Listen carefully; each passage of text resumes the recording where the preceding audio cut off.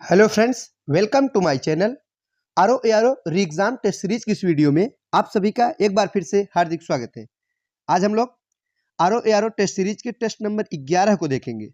तो चलिए साथियों, शुरुआत करते हैं जीएस के महत्वपूर्ण प्रश्नों के साथ। और आज का हमारा जो पहला प्रश्न है वो है कि पूर्व मध्यकाल में उत्तरी पाकिस्तान और कश्मीर पर शासन करने वाले हिंदू शाही वंश की स्थापना किसने की थी।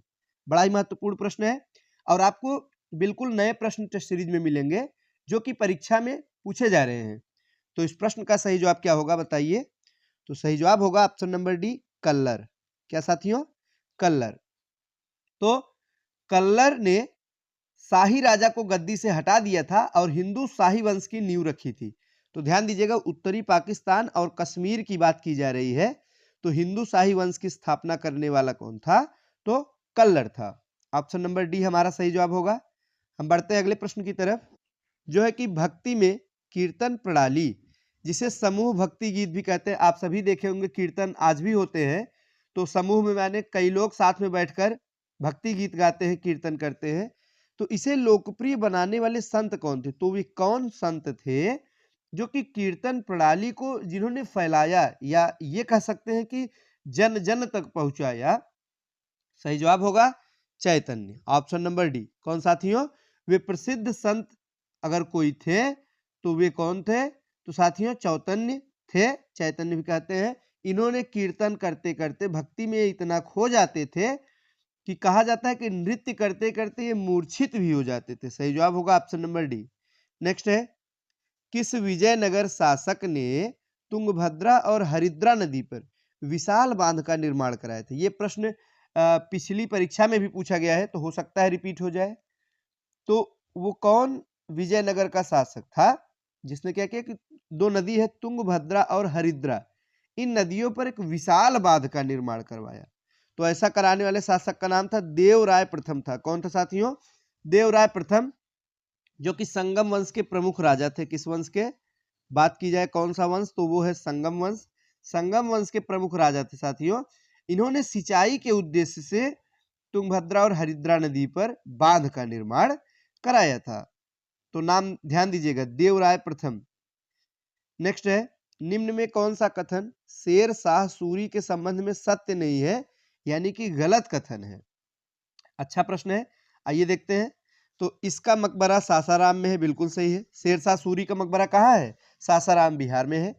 इसने चांदी का रुपया चलाया, ये भी सही है। जो रुपया हम लोग देखते हैं ये मूल रूप से इसी ने चलाया था, चांदी का रुपया। इसकी मृत्यु कालिंजर में हुई थी, ये भी सही है। इसकी मृत्यु कहाँ हुई? कालिंजर में। चौथा है, इसने कुब्बत उल इस्लाम मस्जिद का निर्माण का, ये गलत है। जब आप मिडवल हिस्ट्री पढ़ेंगे तो कुब्बत उल इस्लाम मस्जिद का निर्माण कुतुबुद्दीन ऐबक ने कराया। किसने कराया? कुतुबुद्दीन ऐबक ने। और आसान भी है, नाम दोनों मिल रहा है, कुब्बत और कु से कुतुबुद्दीन। तो कुब्बत उल इस्लाम मस्जिद कुतुबुद्दीन ऐबक के द्वारा निर्माण कराया गया था, शेरशाह सूरी के द्वारा नहीं कराया गया। तो ऑप्शन नंबर डी ही इस प्रश्न का सही जवाब है। चलिए बढ़ते हैं साथियों हम अगले प्रश्न की तरफ।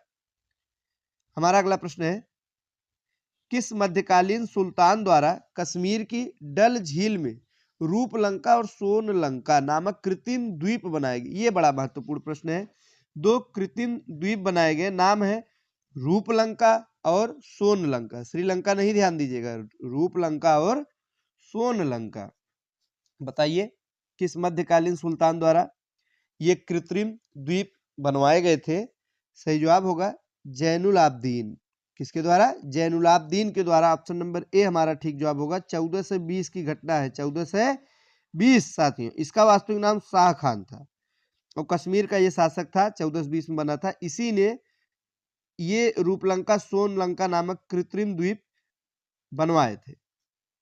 नेक्स्ट है, दीवान मखफी शीर्षक से कविताओं का संग्रह किसने लिखा था? ये प्रश्न भी अच्छा प्रश्न है। तो सही जवाब होगा जेबुन्निसा। क्या होगा? Option number B, Zebunnisa. Zebunnisa कौन थी? औरंगजेब की सबसे बड़ी पुत्री थी। किसकी साथियों? तो अगर बात करें औरंगजेब के बारे में कौन नहीं जानता है, तो औरंगजेब की सबसे बड़ी पुत्री का नाम था जेबुन्निसा। और जेबुन्निसा ने दीवाने मखफी शीर्षक नाम से कविताएं लिखी थी। नेक्स्ट, किस सल्तनत कालीन बादशाह ने मुहर्रम में ताजिए निकलवाना बंद करा दिए? बताइए ये प्रश्न, इसका जवाब क्या होगा कि वो कौन सा सल्तनत कालीन बादशाह था जिसने मुहर्रम में जो ताजिया निकाला जाता है उसी को बंद करवा दिया था? तो वो था सिकंदर लोदी। कौन था साथियों? सिकंदर लोदी। सही जवाब होगा option number C. Sikandar Lodi ने मुसलमानों में प्रचलित कई प्रथाओं को रोकने का प्रयास किया, जैसे मुहर्रम में उसने ताजिए निकलवाना बंद करा दिया, साथ ही साथ मस्जिदों को सरकारी संस्थाओं का रूप दिया और शिक्षा का केंद्र बनाने का प्रयास किया था, और मुसलमान स्त्रियों को पीरों की मजार पर जाने से रोका भी था। कई सारे ऐसे कार्य इसने किए थे। तो आप ध्यान दीजिएगा कि मुहर्रम में ताजिए निकलवाना जो बंद करवाया था वो कोई और नहीं बल्कि सिकंदर लोदी ही था। चलिए बढ़ते हैं अगले प्रश्न की तरफ।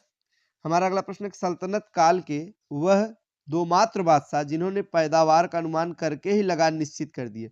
मतलब फसल पैदा हुई नहीं कि अनुमान से ही लगान निश्चित कर देने वाला दो बादशाह का नाम हमें बताना है। तो एक तो अलाउद्दीन खिलजी था, एक था मोहम्मद बिन तुगलक। कौन था साथियों? अलाउद्दीन खिलजी और मोहम्मद बिन तुगलक।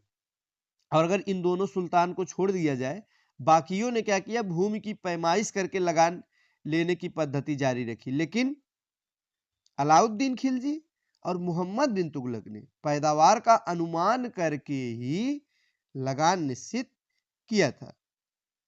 चलिए अगला प्रश्न क्या है देखते हैं। जयमल और फतेह सिंह, जिन्हें फत्ता भी कहते हैं, किस राज्य के सिपह सालार थे? सिपह सालार यानी सेनापति कह सकते हैं।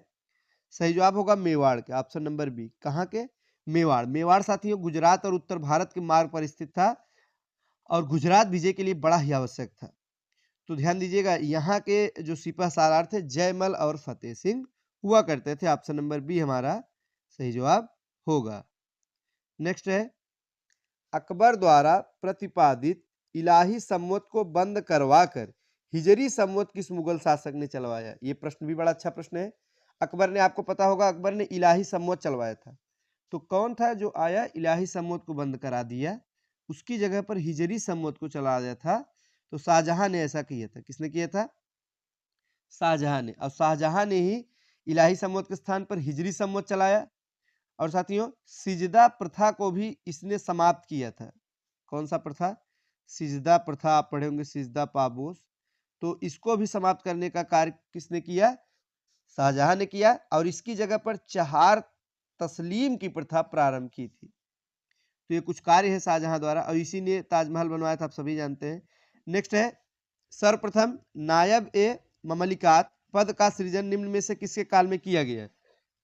तो देखिए मध्यकालीन भारतीय इतिहास से जो ये पद हैं इनसे प्रश्न जरूर बनते हैं, तो थोड़े से नाम भी अटपटे होते हैं। बताइए नायब ए ममलिकात संबंधित है तो बहराम शाह द्वारा। ऑप्शन नंबर बी हमारा सही जवाब होगा।